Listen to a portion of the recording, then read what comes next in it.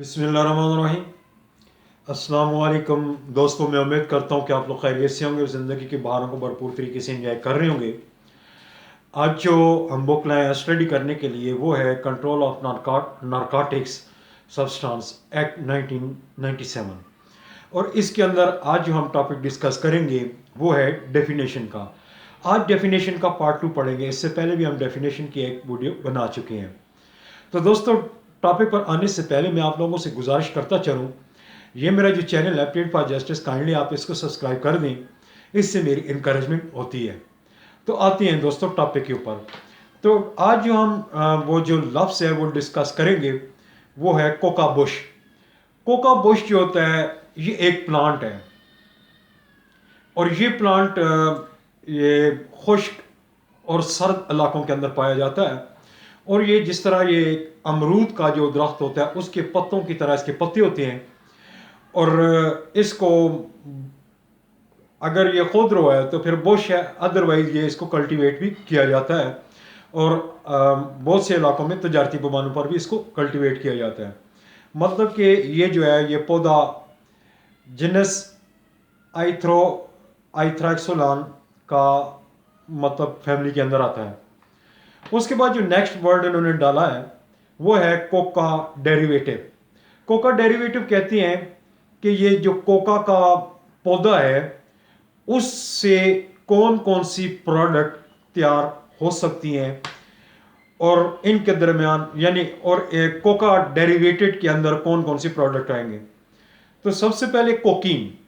Cocaine क्या है? एक नशा आवर मादा है जो कोका जो प्लांट है उसके पत्तों को प्रोसेस करके उससे जो एसन निकाला जाता है उसमें मजीद केमिकल मिला के कोकीन बनाई जाती है।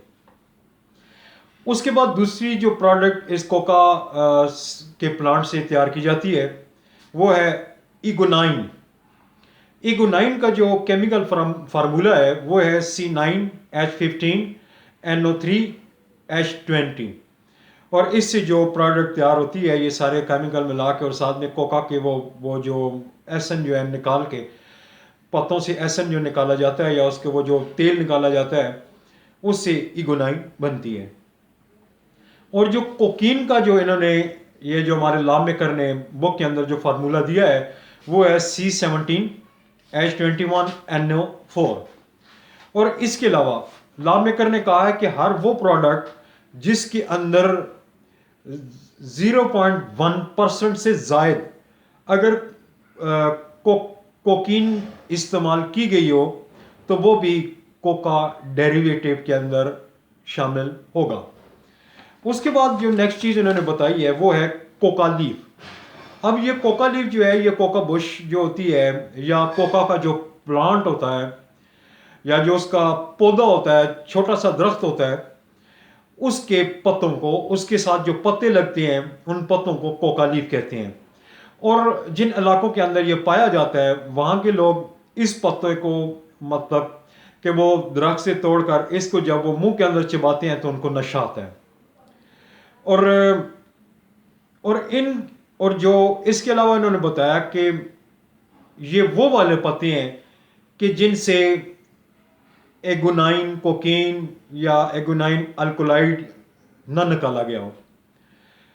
कोका बुश के पत्तों के साथ दीगर जो मिक्सचर है, नेचुरल चीज़ों का जो मिक्सचर तैयार करके उनमें कुदरती अज्जा डालकर या उनके बगैर भी कुदरती अज्जा के जो इसके प्रोडक्ट बनाई जाती है और उसमें अगर 1% भी कोकीन शामिल ना हो तो और वो प्रोडक्ट इस्तेमाल की जाए तो बंदे को नशा आ सकता है। तो दोस्तों, इसके बाद जो इन्होंने लॉ मेकर ने इसके अंदर जो लफ्ज़ ऐड किया है वो है कोड। अब कोड से मुराद ये है कि कोड ऑफ क्रिमिनल प्रोसीजर 1898। उसके बाद उन्होंने जो नेक्स्ट लफ्ज़ इस्तेमाल किया है वो है कंट्रोल सब्सटेंस। कंट्रोल सब्सटेंस से मुराद ये है कि कोई भी सब्सटेंस जो मुनशियात की तैयारी के अंदर या उसकी प्रोडक्शन के अंदर, मैन्युफैक्चर के अंदर इस्तेमाल होता है वो है कंट्रोल सब्सटेंस।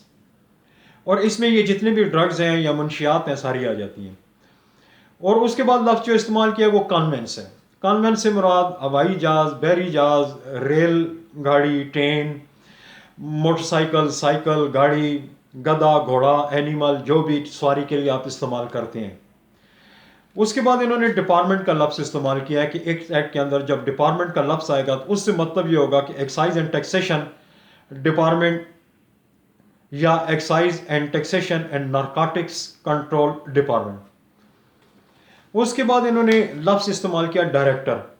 डायरेक्टर से मुराद यह है कि नारकोटिक्स विंग जो है ये एक्साइज एंड टैक्सेशन डिपार्टमेंट के अंदर जो control of narcotics substance act 1997 की क्लास 3 की सब क्लास 1 के तहत जिसको तैनात किया जाता है, जिसको अपॉइंट किया जाता है, वो है डायरेक्टर।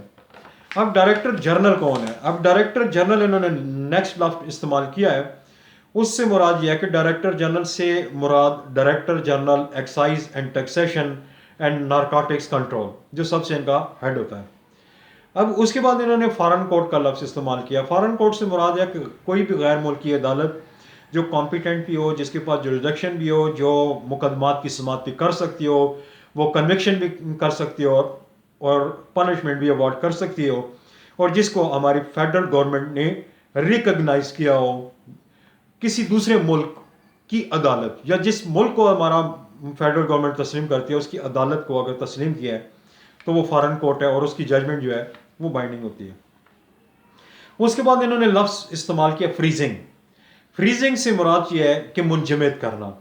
अब स्पेशल कोर्ट जो है ये जो CNSA के तहत इस्टेब्लिश की जाती है, अगर वो अपना कोई स्पेशल हुक्म सादर करती है कि मुल्ज़िम जिसको शायद वो कन्विक्ट हो जाए, जो अदालत की नज़र में कि इस बंदे की सज़ा बनती है और ये कन्विक्ट हो जाएगा, तो फिर अदालत जो है उसकी जो मुल्ज़िम की जो प्रॉपर्टी होती है मूवेबल या इमूवेबल, उसको फ्रीज करने का हुक्म सादर कर सकती है। और फ्रीज करने से मुराद ये है कि आप उसको ट्रांसफ़र नहीं कर सकते, सेल नहीं कर सकते, बैन नहीं कर सकते, रेन नहीं कर सकते, मॉर्टगेज नहीं कर सकते, एक्सचेंज नहीं कर सकते, उसको डिस्पोज ऑफ नहीं कर सकते, अपना किसी बैंक के पास गिरवी नहीं रख सकते।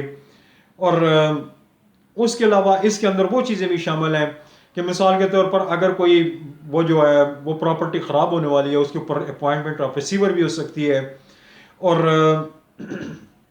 अदालत के हुक्म से कोई बंदा उस प्रॉपर्टी को मैनेज भी कर सकता है। ये सारी चीज़ें फ्रीजिंग के अंदर आती हैं।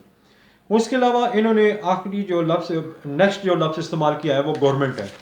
अब गवर्नमेंट से मुराद ये है कि कोई भी अगर ये फेडरल वो आप कर रहे हैं, स्टडी कर रहे हैं, तो वो फेडरल गवर्नमेंट, अगर प्रोविंशियल इंस्टीट्यूट आप CNSA स्टडी कर रहे हैं तो इससे मुराद आपका मुतलका सूबा या आपको प्रोविंशियल गवर्नमेंट जो है वो इसके अंदर शामिल है। तो दोस्तों मैं समझता हूँ मेरा आज का टॉपिक आपको समझ भी आ गया होगा, आपको पसंद भी आया होगा। अगर आपकी कोई क्वेरी है, कोई क्वेश्चन, आप मुझे कॉल भी कर सकते हैं और टेक्स्ट भी कर सकते हैं।